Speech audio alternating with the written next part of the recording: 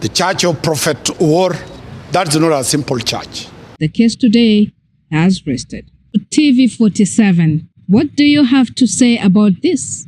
Because everyone is waiting to see what you're going to report in your newsroom today, because we also saw you in that presser. But remember one thing, for this one, you will pay.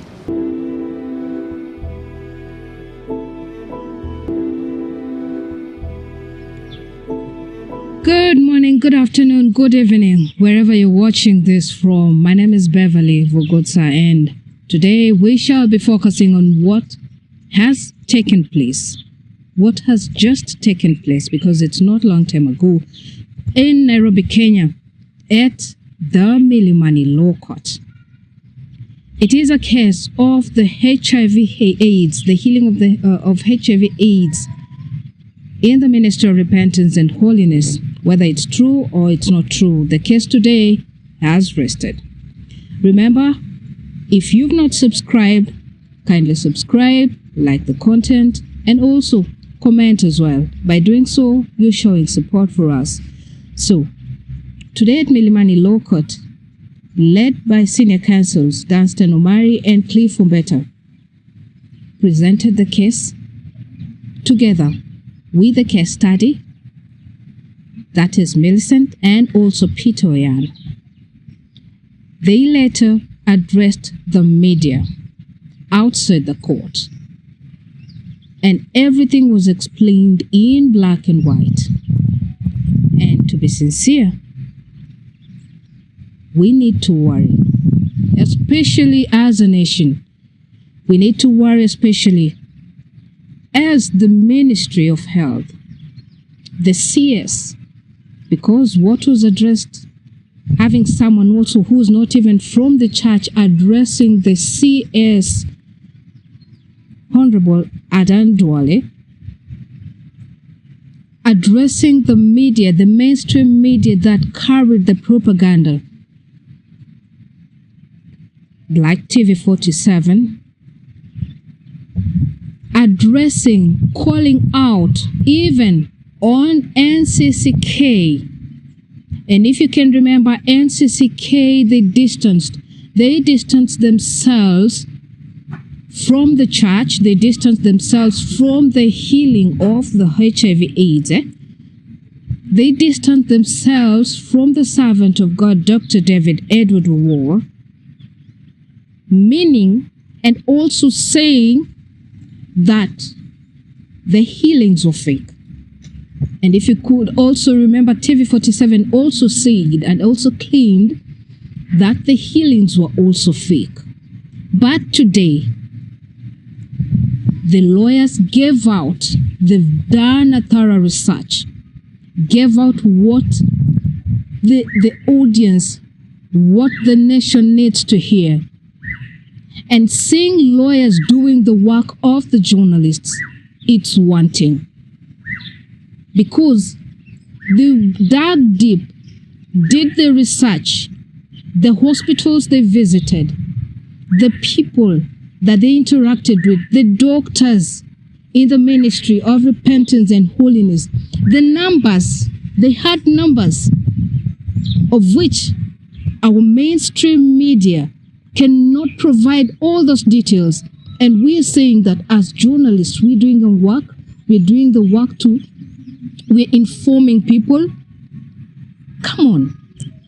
We got informed better by Danstan Omari and Cliff Umbeta because they had numbers.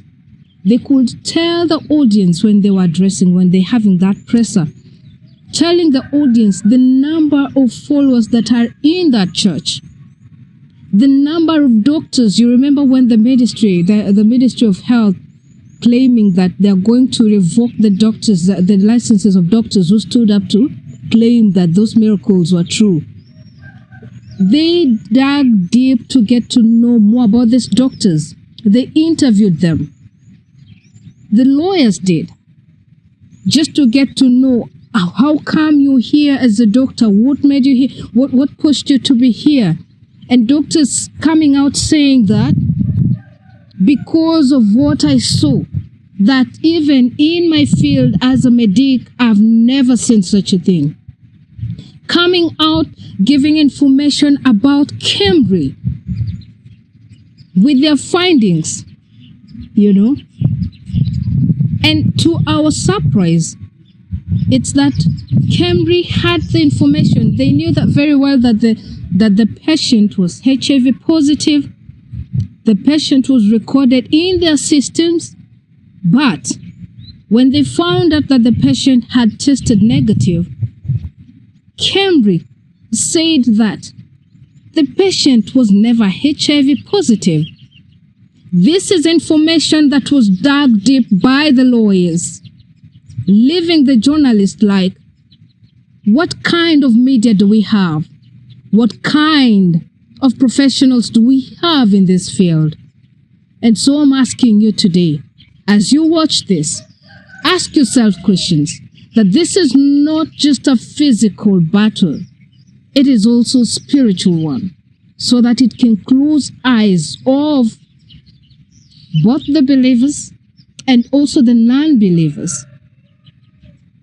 This is a question that brings out the heavy and also the hard question. Why was the ministry fighting the miracles of the Lord? Why was the ministry, why was the government fighting the miracles of the Lord? Why were the organizations that were involved in these cases, why were they fighting the truth not to come out? This is a question for you and me to ponder. Have a look at this report. Nilikuwa mgonjwa sana, nilikuwa naendesha na nilikuwa nakohoa na vitu zilitoka kwa mwili yangu yote. Na sikuwa naweza kutembea na nilikuwa nasikia uchovu sana. Sasa venye nilienda huko walipima malaria hawakupata. Walipima typhoid pia hawakupata. Sasa waliniuliza, Millicent, unaweza kubali tukupime HIV? Nilisema ndio, juu nilikuwa mgonjwa sana. Sasa walinipima virusi vya ukimwi, wakaniambia, mama, uko na ugonjwa. Sasa itabidi tu uanze kumeza madawa. Nikasema hapana, wacha nirudi nyumbani kwanza, niende nimwambie bwanangu. Ugonjwa iliongezeka kwangu sana kwa sababu nilikuwa na stress sana. Sasa kurudi nyumbani nilimwambia bwanangu. Nilikuwa nalia tu kwa sababu nimepatikana na hiyo ugonjwa ya ukimwi. Nilikuwa nalia. Kila wakati nilikuwa nalia na niko mgonjwa, hata siwezi fanya kazi yangu. Sasa kurudi nyumbani bila kurudi kwa hospitali. Hao madaktari walinifuata, wakaniambia, Millicent, utakufa juu ya hii ugonjwa, utakufa, itabidi uanze kumeza madawa. Wakaenda wakanipima tena. Pale kunipima wakapata kama bado niko na ugonjwa. Walipima na 2 test.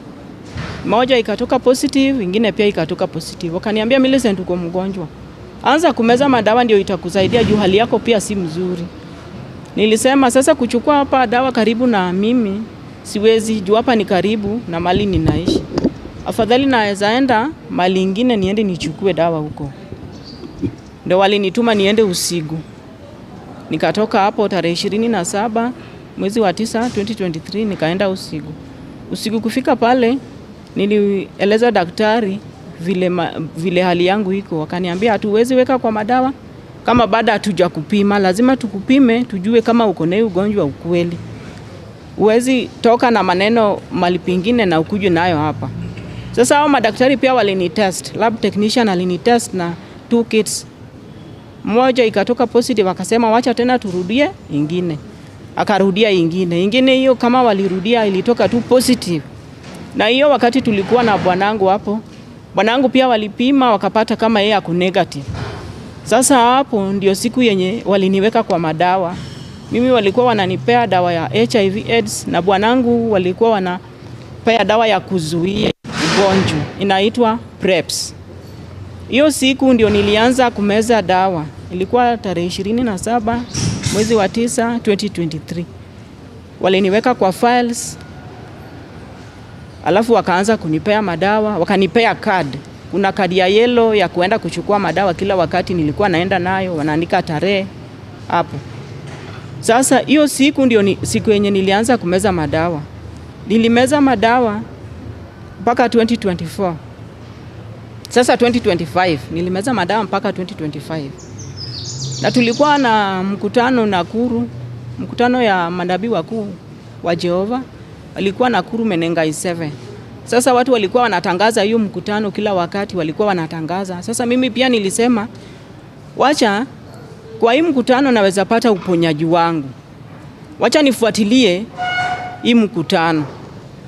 Si kuwa na fare ya kuenda kwa hiyo mkutano. Sasa nilikuwa tu nyumbani, nilikuwa na watch K24 TV. Na nilikuwa nasikia Jesus is Lord Radio. Sasa ilikuwa tarehe 30 mwezi wa 12 2024.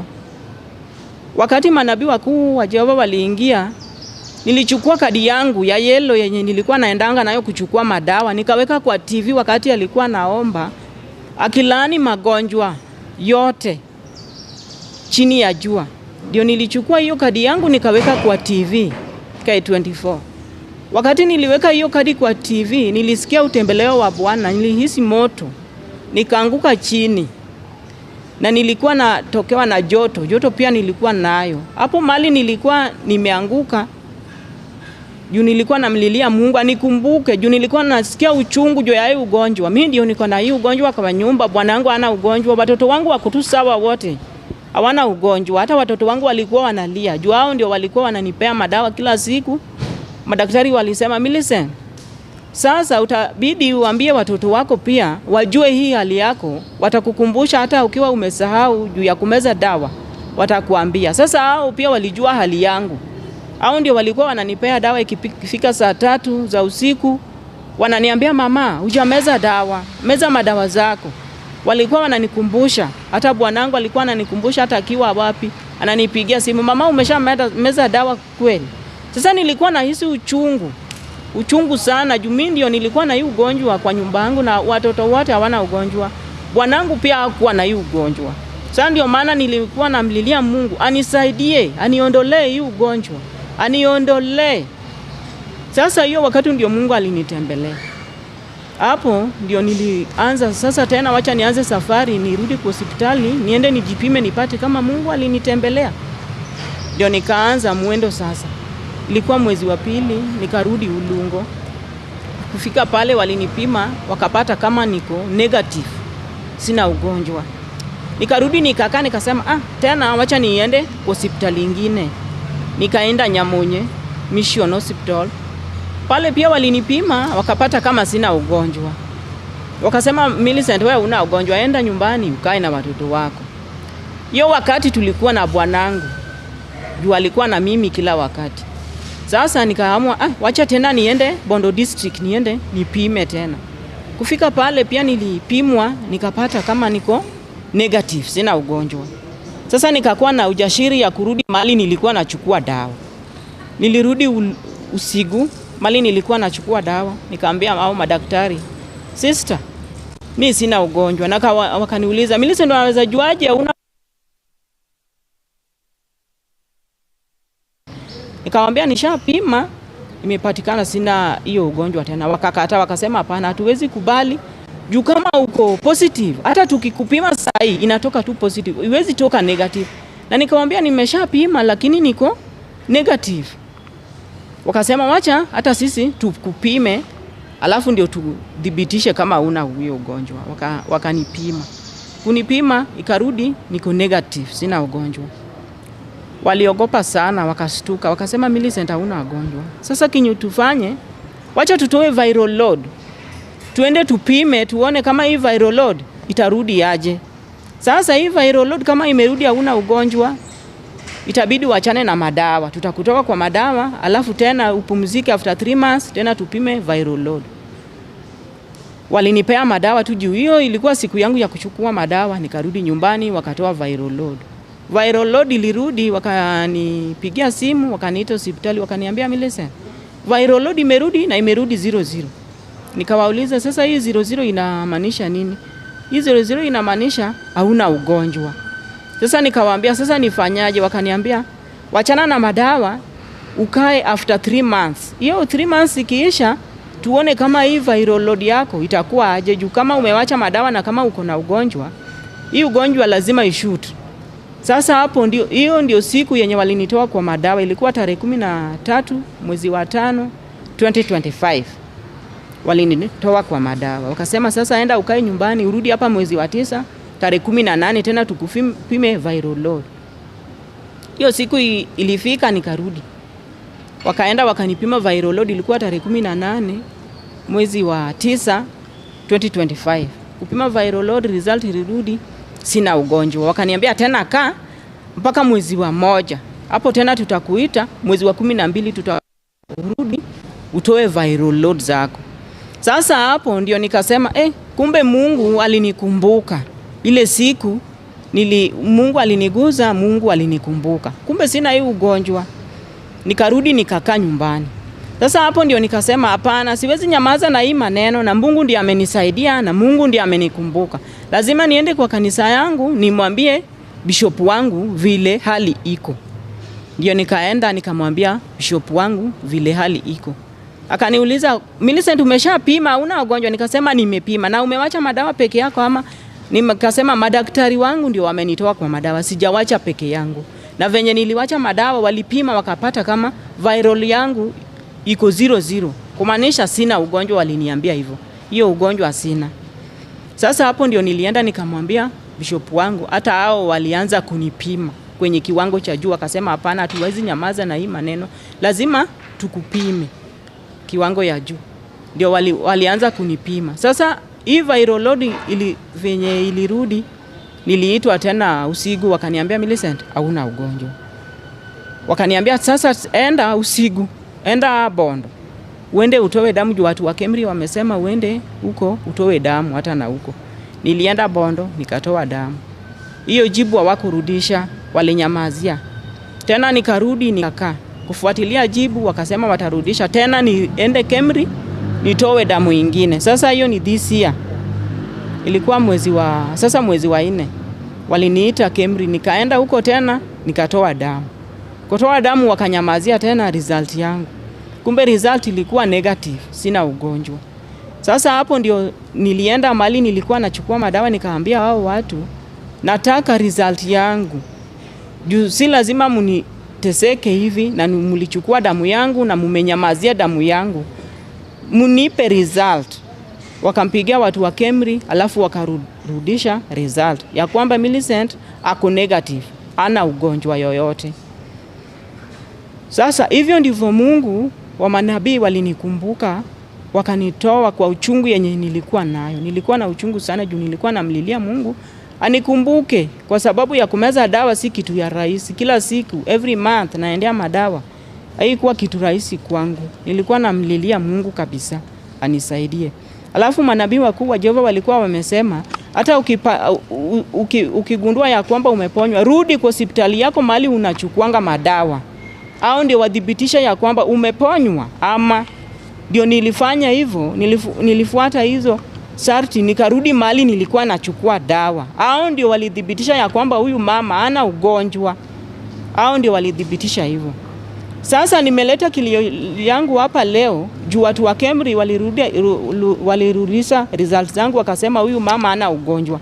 Na wanasema ya kwamba sijawahi kuwa na hiyo ugonjwa. Sasa nimeleta kilio yangu leo, munisaidie juu nimekaa aje bila hii ugonjwa, na nilipimwa na serikali ndio walinipima wakadhibitisha niko na hii ugonjwa.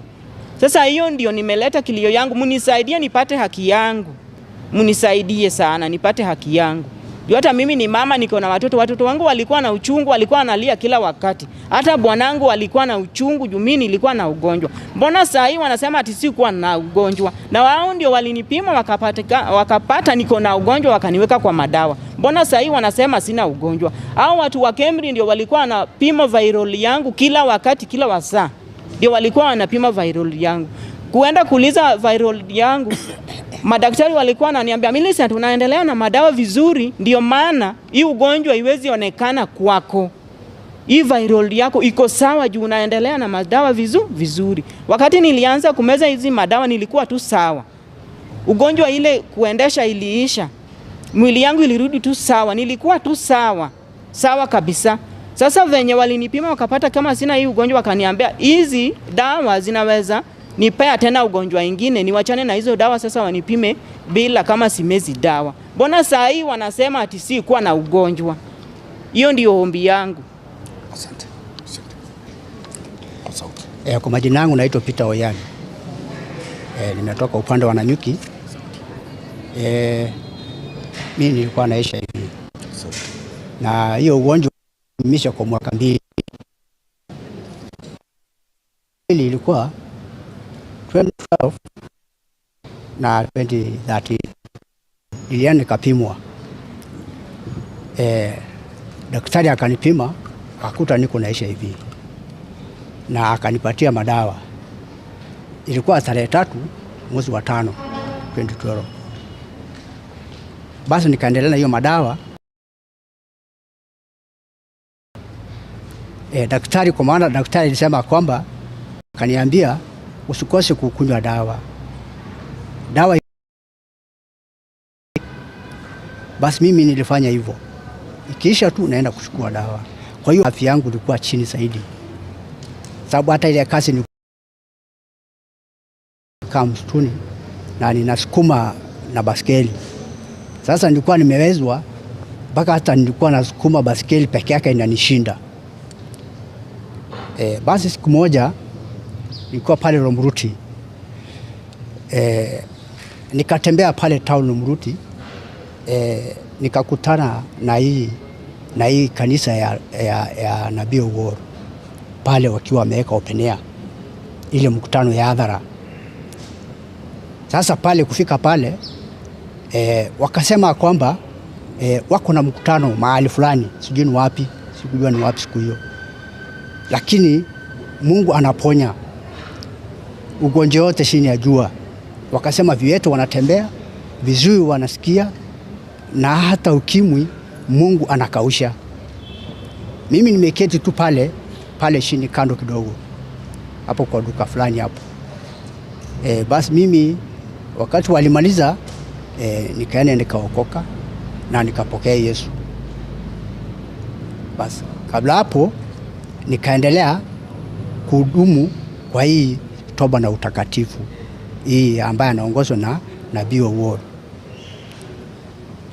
Basi siku moja ilikuwa 2014. Basi nikaweza kuenda mkutano 2014 pale Eldoret. Ilikuwa Eldoret 1, sababu tunaitaka kienda Eldoret 2, kuna Eldoret 1, kuna Eldoret 2. Tunaitaka Eldoret 1.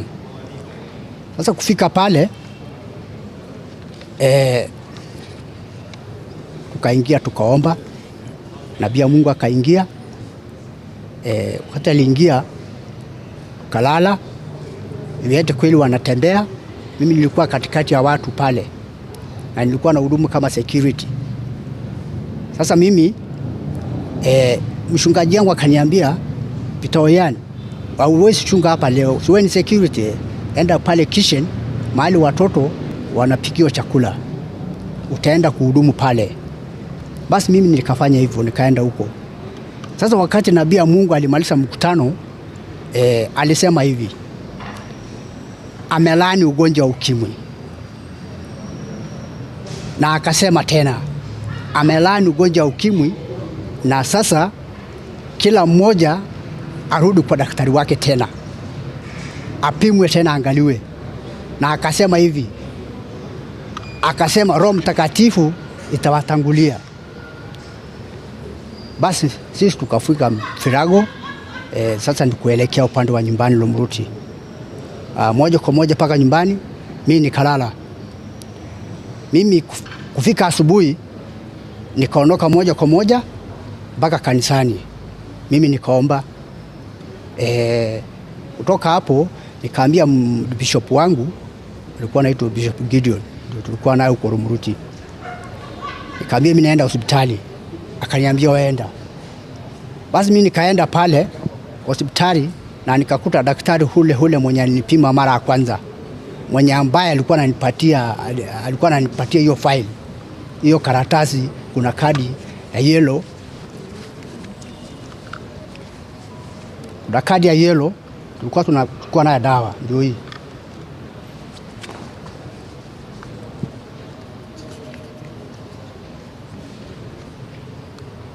Sasa hii kadi ndio tunachukua nayo dawa.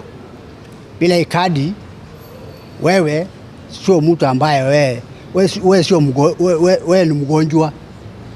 Ukiwa na hii kadi wewe ni mgonjwa, unakuja kuchukua dawa. Basi sasa nikamwambia hivi, mimi nimekuja uniangalie kama hii ugonjwa iko chini, kama hii ugonjwa iko juu.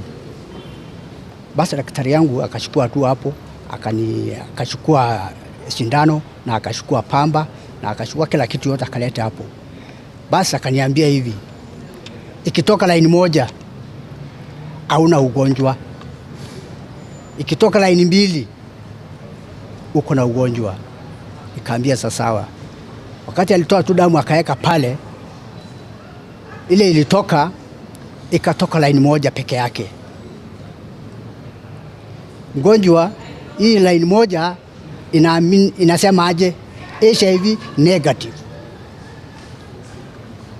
Sasa hata daktari wangu akashangaa, na mimi nikamuuliza, na mimi ukweli mimi nilikuwa mgonjwa? Akaniambia wewe ulikuwa mgonjwa, lakini kwa saa hii wewe umepona na Mungu amekusaidia.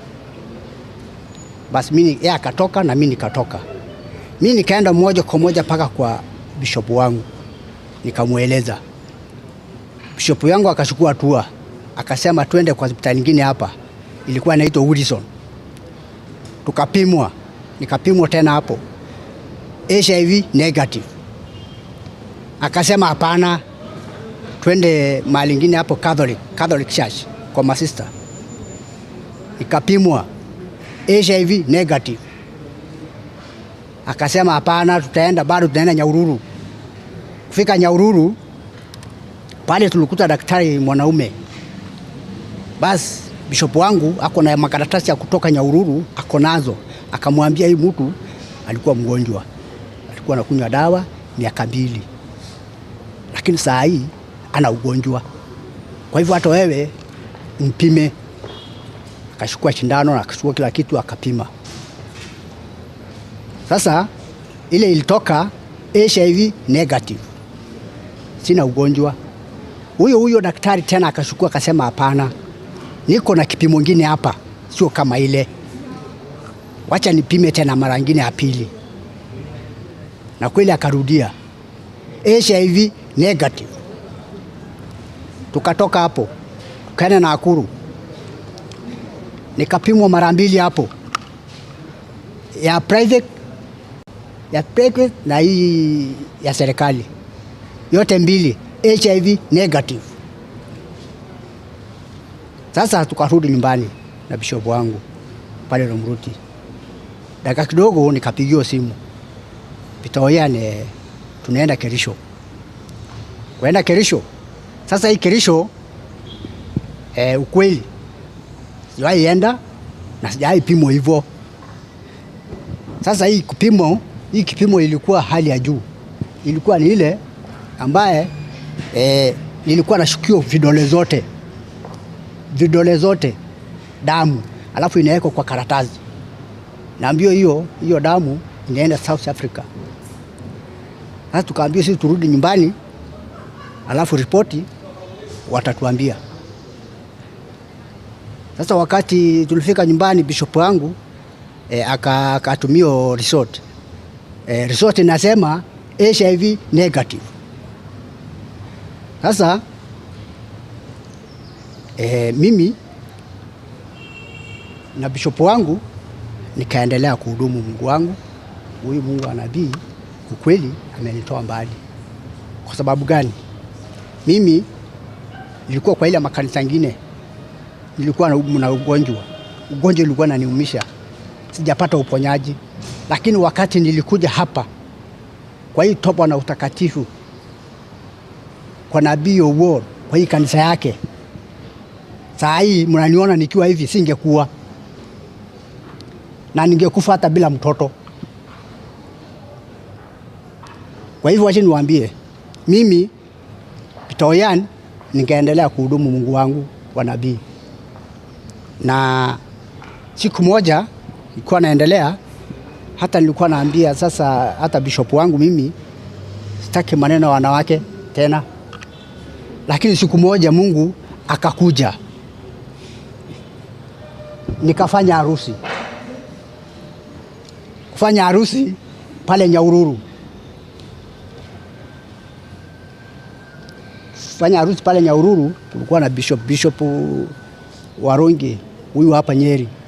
Ndio alikuwa anasimamia, ndio alikuwa anashikanisha hiyo harusi. Niko saa hii na mama ambaye anaitwa Miriam Oyan. Na tukaendelea na ilikuwa 2015 tarehe tano mwezi wa 12.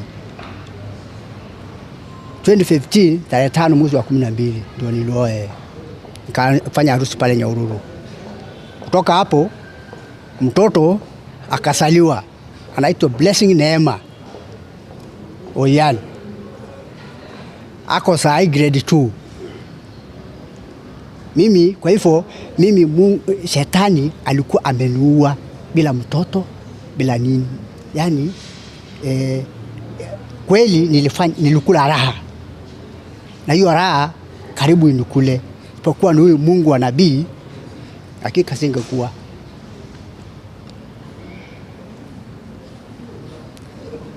Kutoka hapo basi mimi nikaendelea kuhudumu Mungu wangu, nikakuja hapa Nanyuki. Sasa tuko saa na Bishop Nehemiah Oshin. Niko hapo Nanyuki. Tunaendelea na kuhudumu Mungu na kuabudu Mungu. Huyu ambaye kwa sababu yeye anatembesha viwete. Yeye HIV inaisha, inakauka. Kutoka hapo mimi kuendelea, wakati tulienda Menengai 8 tukarudi, ilikuwa mwezi wa pili tarehe 16. Ikapigiwa simu na dada moja ya TV 47 kwa kutana pale kwa madhabahu. Kaniambia wewe ndio Peter Oyan? Akasema ndio. Wewe ndio uliponywa HIV? Nikasema ndio. Kutoka Romuruti? Yes. Nataka kukuona wewe kidogo. Tukakutana pale kwa madhabahu. Pale nikampatia ushuhuda wangu yote. Fenya nilikuwa mgonjwa. Fenya niliteseka kutoka 2012 mpaka 2013. Na nikaenda pata uponyaji, nikapatia hiyo ushuhuda yote. Bas anaitwa Samira. Walikuja hapa wakiwa Samira na jamaa moja, ndio alikuwa anachukua nini video hapo. Sasa mimi nawauliza kweli, huyu Samira wakati alipeleka hiyo ushuhuda, alirudi akasema atarudi kuniambia venye ameona. Lakini wakati ilikuja, kuna siku moja ilikuwa Sunday, akaleta kwa TV. Aileta kwa TV. Sasa akasema ya kwamba ati mimi sikuwa na ugonjwa, ati kadi yangu ati ni fake. Sasa ndio mimi nauliza ukweli, nitazaje kukunywa dawa na mimi sio mgonjwa? Nikunywa dawa, nitakunywa dawa kwa sababu mimi ni mgonjwa.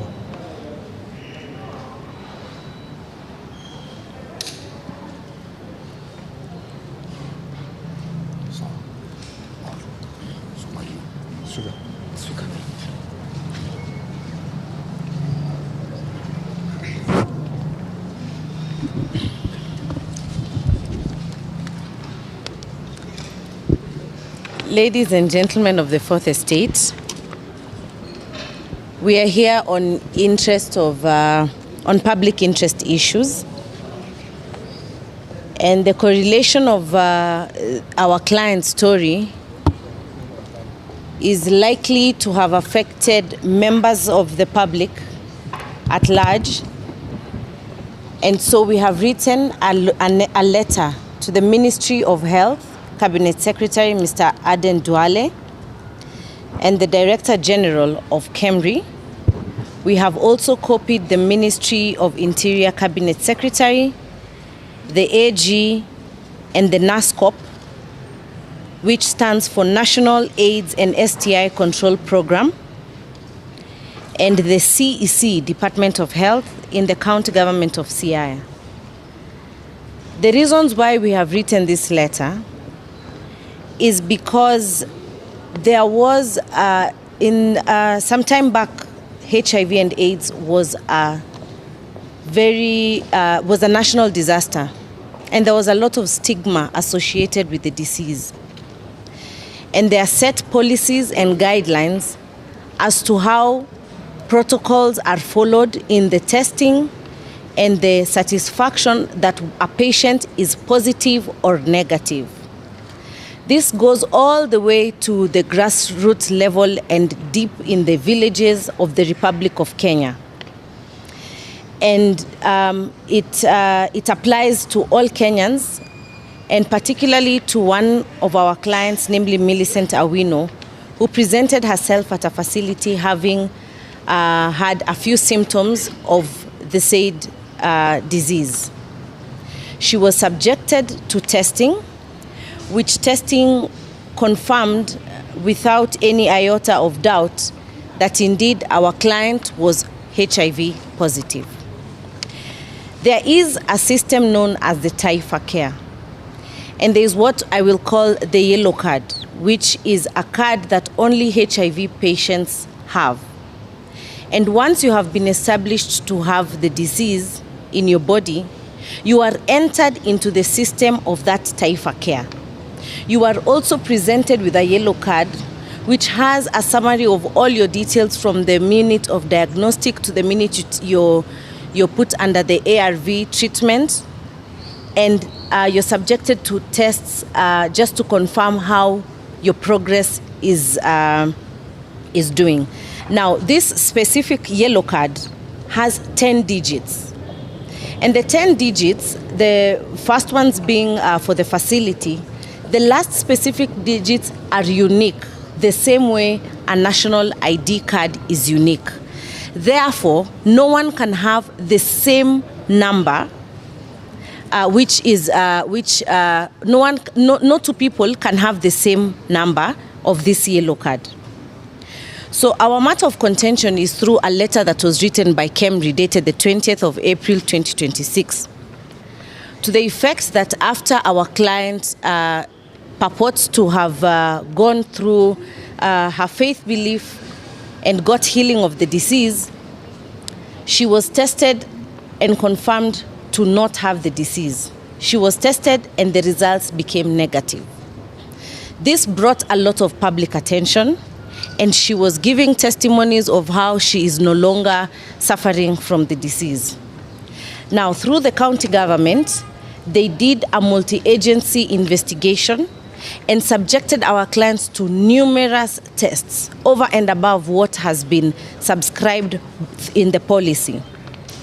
And just to be clear, that the kind of test that is done is very specific, with almost 99% surety.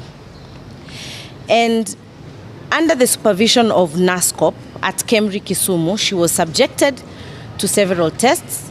And at the very first instance, KEMRI indicated that the results are not conclusive. The second time they did the tests, they refused to share the test to the client. And the third time after doing the test, they said that because of something called the viral load count, that our client never had HIV from the onset. Please note, the reason why this is a public interest matter is because many Kenyans are being subjected to these protocols, meaning anybody, including yourself or myself, can be subjected to these government protocols by the Ministry of Health, to these test kits. And these test kits have to be verified. They have to be, first of all, approved by WHO, and they are tested batch by batch, meaning they are extremely accurate. But you can be submitted to ARV drugs on the basis of a false status, which is very dangerous because these drugs have other side effects. And also you will be subjected to the stigma and the psychological trauma of having to bear yourself with this disease. So after she was tested by KEMRI now came and said through a letter dated 20th April that our client never had that disease. Remember, all through, our client was given her unique number in the yellow card. All through, our client's details were contained in the Taifa Care System, which is national, and it is one system that is throughout the country. KEMRI went ahead and asked for the details of this patient at the point where she was treated in Siaya. The information was forwarded. It was confirmed that she had been coming to take the drugs consistently. It was confirmed that indeed her details were entered in the Taifa system. It was also confirmed that she went through several tests to confirm that indeed she had the positive status. But now, because of her attending a faith-based crusade and purporting to be healed through the ministry, KEMRI is now disputing by stating that she never had this disease from the onset. This is raising serious concerns because of the vicious and rigorous vetting that NASCOP, that the kits are subjected through NASCOP, the Pharmacy and Poisons Board, and National Public Health Laboratories, and the batch verification, and the sensitivity levels and specificity. Therefore, it is hardly untenable that those results would have yielded a wrong outcome. And just to be sure, those tests are done by a patient is subjected to more than 2 tests. We do not know if KEMRI got the authority to subject our clients to numerous tests, and yet in their policy, they normally receive tests and give results and do not draw blood directly from clients or directly from patients. But they went against protocol, and they are now refuting that our client had the disease, yet in fact she was in all the systems according to the policy that is prescribed for HIV and AIDS. We have written to the aforesaid bodies, hoping in the fullness of time that KEMRI will, number one, retract the conclusion that they drew about our client through their letter dated 20th of April, and that the Ministry of Health to clarify whether our client and the general public ought to rely on their scientific system of HIV testing, and whether the same has been compromised against public interests. As I conclude and yield the floor to my fellow councils, KEMRI cannot use the viral load as a justification, because normally, as we have been informed by medical practitioners before we initiated this quest, is that as soon as a patient is subjected to the treatment of ARVs, after 6 weeks or thereabout, the ARTs will show a low viral count. So they cannot say that it is the viral count that they are relying on or is the justification to discredit our clients' beliefs and our client's system. This country, we have freedom of religious associations, and that cannot be watered down in any way.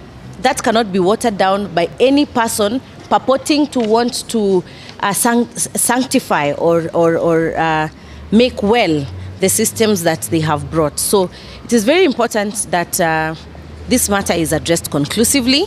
owing to the sensitivity and the stigmatization and the psychological trauma that patients are undergoing. And they need to confirm without any iota of doubt that indeed the kits they have been using are WHO accredited and approved, tested and verified before we subject the general public and fellow Kenyans to psychological trauma and taking medication that is really not suitable for their needs. Thank you.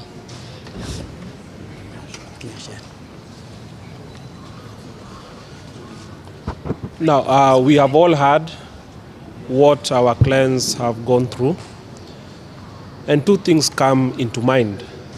First, Kenya is a country that is deeply rooted in spiritual affairs, either through the Christian faith, your traditional beliefs, or any other religion.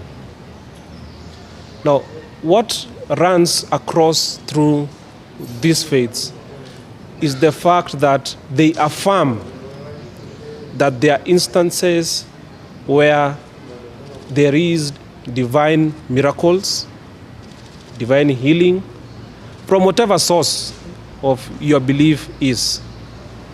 Indeed, sacred texts have accounts of very many instances where faith and understanding has created, or rather has formed, miracles and actions beyond human understanding.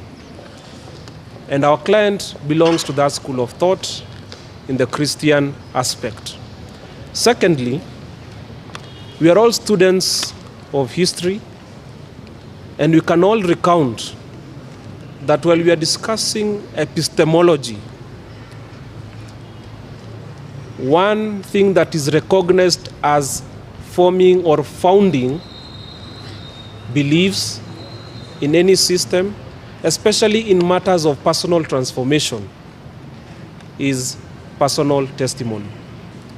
So when the government comes and tells us that, no, we cannot believe what they are telling us, yet at the same time, we have the scientific backing of these two factors. What exactly is it telling us? Is it causing an affront to Article 38 of the Constitution, 32 of the Constitution, which protects freedom of conscience, belief, and religion?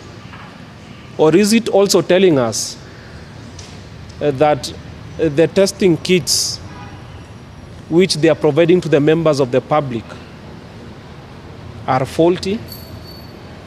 So this is an issue that we need to interrogate, given that our clients are feeling extremely injured and they are being labeled as liars.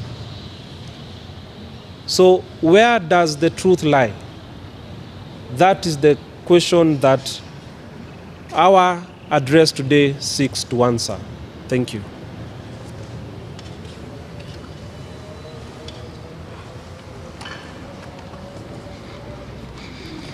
You know, for me and my family and maybe my relatives, there is that village man that sometimes we go to, maybe the Muganga, and sometimes he treats us and we believe. But one thing that we are going to talk about, and this is about the government, this is about the Ministry of Health, this is about KEMRI. They have two problems here. The first problem is they have admitted that Millicent, our client, is HIV negative. And that therefore, if she is HIV negative, she must never have been positive before. What they are basing that on, they have not showed us today. Why? Because they are afraid. It is confirmed that she went and she got tested numerous times, minimum 6 times. Minimum. Where? In government medical facilities with qualified personnel and acceptable facilities with the standards required, with the facilities that are needed. The same government, after finding out that she is HIV positive, wants to control her. And what do? They approach her and tell her, you must take medicine. You must take the ARVs. And you must do this regularly and as the prescription suggests. She takes. Where does she get this medicine from, or the ARVs? From the same institutions that the Ministry of Health or the government is running. She takes them and they follow up. They put her in a file. They give her what you call a 258 card, the CCC card, what has been called the yellow card. Unique, like a fingerprint, points to a particular person. When you go back to where she started her treatment, which KEMRI, I tend to think, should do, you find that she had been tested a number of times and she is HIV positive. So there is no doubt that she was, according to documentation and according to the tests. And that is why you decide to put somebody on medication. Now that they say she was never positive, and now they realize that these documents do exist, they have actually injured her mentally and to the extent that we cannot be able to say, subject to quantification. They know that if their kit was defective or they did a wrong thing and they have put her through this process of medication, there is mental torture, anguish, and suffering. And they know this shall visit them. They must pay. So the only way they can be able to get out of this is to say she was never. How are they going to run away from the documentation that they have, that she has been given, that they actually told her? She did not go there to tell them she was HIV positive. She went there for treatment and they told her she was, and followed up and told her come for medication. She does that. She does it on a regular basis. As you've heard her sad story, she tells you how the children reminded her, how the husband was in pain, how she was in pain. So one day she sits in front of a television. The Menengai 7 is going on. She sees the prophet praying for people. She's watching this through TV 47. She takes her card as the prophet is praying and puts the card there with the belief. And she tells you clearly that the moment she does that, she feels some relief in her. She feels it. She falls down. She sweats. And she knows there is a change in her body. And what does she do about that? She goes back and tries to see. She thinks and decides, I might be okay. So she goes for a testing. She speaks to people. She speaks to the family. They go and test her. And they find she's HIV negative. Not only once, but again for a number of times, not less than 6. Again. Now, are we going to say that faith to religion, beliefs to religion, is not true? Are we going to stand here and criticize it? Just like it said, he who does not believe cast the first stone. Is there anybody here who can cast the first stone that it is not true? Is there anybody who can tell her that she was not healed? This one does not require science. This is faith. This is religion. This is belief. So she's found out she's negative. What does KEMRI do? Calls her, does the unlawful things, takes blood directly from her, and now goes back and says she was never positive. Do you see the consequences that they are fearing? Now, Are you telling the public here today that you have defective kits, yet it's a constitutional right to health? Are you telling us that the diagnosis is not correct? Are you telling us you have medical staff that are not qualified? Are you telling us that you have fake results to many other people? Is that what you're telling us? Who is responsible? Now you see where I'm going with that story. Are you saying that you have different classes of people? The ones in Kemri are different from the ones that you have sent into the Siaya counties and all other areas? Are you saying that the facilities you have in Kemri could be better than the ones you're giving to the people in the local areas? Are you saying that you're discriminating?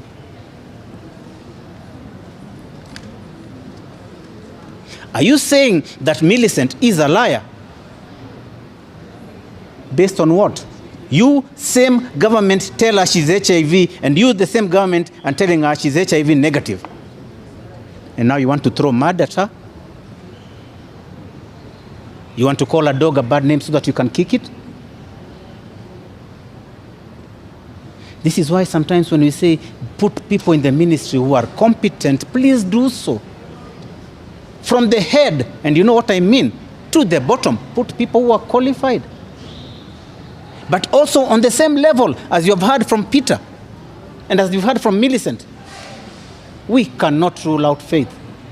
But remember one thing, for this one, you will pay.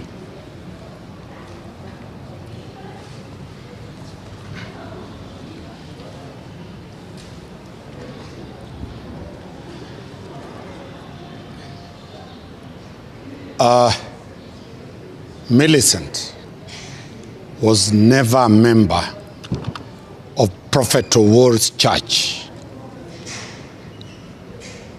at the onset. Until the miracle, that's when she joined that church, and she has always been a faithful in Prophet Owor's church. Let me put to context this church. The Church of Prophet Owor has a total congregation spread the whole country and the diaspora to the tune of over 10 million followers. That's not a simple church. Number two, the church is both physical and virtual, so that the congregants can be able to access religious instructions and miracles physically and digitally. Millicent is a beneficiary of the second aspect of the digital miracle process. The essence of the miracles is as old as Christianity. It is as old as the old Bible during Moses' time. It is as old as mankind. Therefore, C.S. Duale was not there when the concept of miracles started. Free. Our clients, and more specifically Millicent, was diagnosed by doctors to be having HIV/AIDS.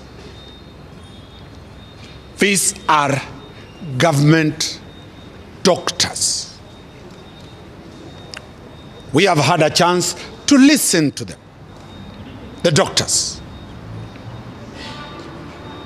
Out of curiosity by me and Martina and Cliff, we asked the doctors, why are you in this church? And the doctors told us, but they test people, and once they certify that one has been tested positive, it is like the courts, and that's why we are here. That is a death sentence. They gave us the protocols of NASCOP, the original protocols of NASCOP. Once you have been tested positive, just go near the village where your grave is, because you are destined to die. New protocols, and we have attached a copy of the new protocols for testing. There is now a provision for retesting. So scientifically, the question is, when there is the provision for retesting, then there is a possibility of testing negative.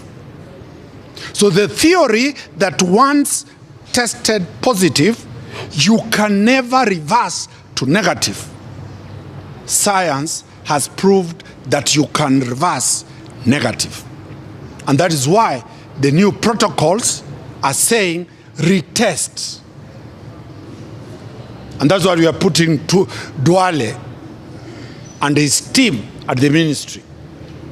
Explain the circumstances under which you have allowed medical personnel to retest. Our client was tested by government officers. Our client was retested by government officers who are doctors. These doctors, after they tested very many Kenyans who were positive, later the same patients came back and told the doctors, retest. And after retesting, they found out that very many, like Millicent, are retesting negative. Surprisingly, I insisted to be given a data. Prophet of World's Church has a total of more than 2,000 doctors in one church. Because of that. When Millicent and team said this, these doctors confirmed. The ministry was mad on them. The ministry was ready to sack all the government doctors. The ministry instituted disciplinary processes. None of the doctors was sacked. All of them are on the payroll of government. Those who tested first, second, third, fourth, fifth, and sixth, they're still in government payroll. That is a clear indication that the veracity of the tests are very clear. It was on TV when the doctors stood up and said, this is what we confirm.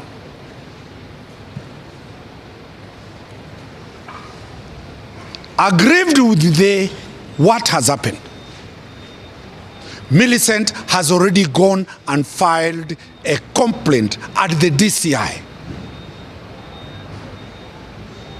at Tusigu in Bondo, in Siaya County. We have attached a copy of the OB.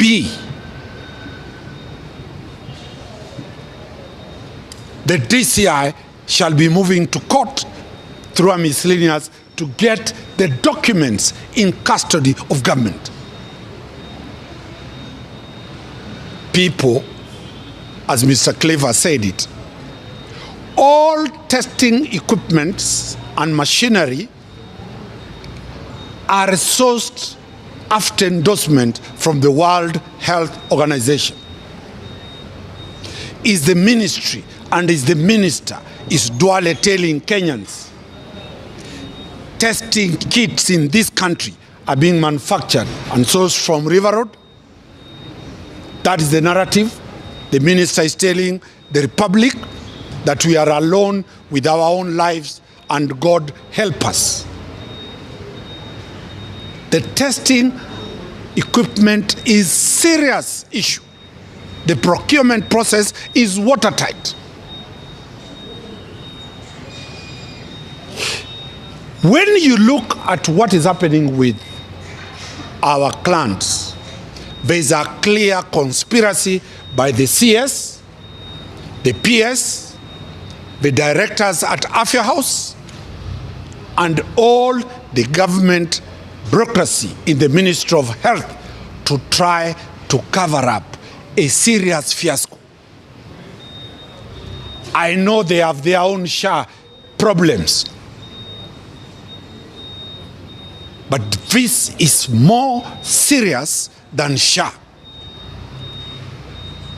We have given 14 days. We are heading to court. We shall be filing, suing the minister and suing all the people into this matter. We have also instructed our client that we shall be sending samples of her to international private laboratories. KEMRI is dually controlled, is government controlled. We shall be sending samples out of the country to test how KEMRI can come with us a decision that she had never contracted. If today, I know my friend Mr. Cliff the other day was unwell of flu 2 years ago, which laboratory can test him and say that he has never had flu all his life? That beats logic. So we will be testing this against the scientific principles that are there. We know very well there is a blue code of silence within the government bureaucracy that try to cover up this issue. We are determined to get it very clear. This is not the first attack and distortion of faith-based organization. When me and Cliff fought for Pastor Ezekiel, the story was the same. Distortion of facts by government agencies. We are determined to defend the Church of Prophet Owuor. We are determined to defend the 10 million congregants of that church. We are determined to get justice for the two clans of us, and we are determined to get justice for citizens of this country and foreigners who are living in this country, who then are being exposed to a fake mediocrity in terms of medical provisions. Our client, as you can see, the type of embarrassment when somebody has been told that you are HIV positive, the type of stigma it brings, especially to women, to the family community. This is a very, very grave. The epistemology, the theology, and the teachings of Prophet Owuor. What is it? If you have been tested positive by a doctor, come, we pray to you. The first entry is you must be tested positive. Millicent was tested positive. After the miracle, the prophet tells you, go back to the science for them to confirm whether you have been healed or not. Millicent went back to the same doctors. This is a religious theology anchored on science. the people who identify that you are HIV positive are doctors. The people who will confirm that you have been healed are doctors. And this is what the minister is not ready to face. But as we have said, we have given a very firm notice that we are going for a classical case against the government of Kenya, and which will clearly bring thousands and millions of Kenyans who either are put on ARVs, not because of their own fault, but because of the fault of the government of Kenya. We shall also equally be looking at the violations, the constitutional violations of Article 32 of the Constitution on the right to religion. We shall also be looking at the right to health and the right to life. What our two clans have faced. This is a national matter, and we are urging Duale. I think you can remember when the Supreme Court made a decision that even children born outside wedlock are entitled to protection under Article 53 of the Constitution. Duale led the issue that that is not Islamic faith, and that cannot apply under the Muslim law. He invoked the inherent provision of Article 32 to defend his faith, the Muslim faith.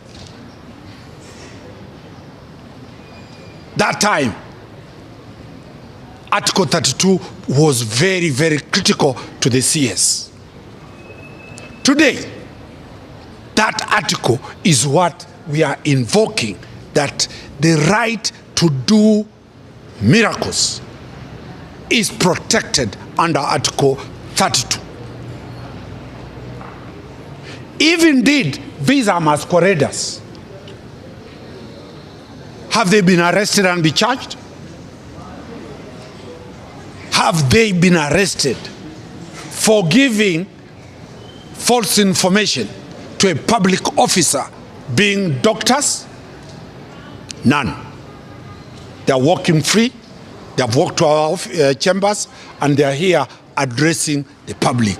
In the reverse, it is them who have gone to the police and have sued. Any government insensitive to the health conditions of its citizens is a government not fit to be in power. Health supersedes education. Health is life. And that is the question we are putting to the government in place at this time. If they are not sensitive to the plight of these citizens, and in light of the most dangerous stigmatized disease called HIV/AIDS, then this issue is bigger than this government. Our clients have never been treated in a private entity. They have been treated in government entities. We are watching, we are alert, and we shall ensure justice for our two clans, and we hope the government will clarify and KEMRI will retract that afterthought letter trying to cover the mistakes of government. Now, my question also goes out to TV47. What do you have to say about this? Because everyone is waiting to see what you're going to report in your newsroom today, because we also saw you in that presser. So we would love to know, what are you going to report after the information that you gave out, the glory that you had at that particular time? Peter Oyan was there. Millicent was there to prove you guys wrong when you said that we concluded that there's no healing. Traveling all the way as TV47 to go capture Peter Oyan's story in the villages there, just to come back with a story just because you want to please the ministry. You want to please an individual. You want to bring out a point about Christianity. You want to bring out a point about the biblical healings. What report are you going to give this time round? And for sure, as the lawyer Cliff Umbeta said, you're going to pay for this. How are you going to defend yourself now that it's all out there?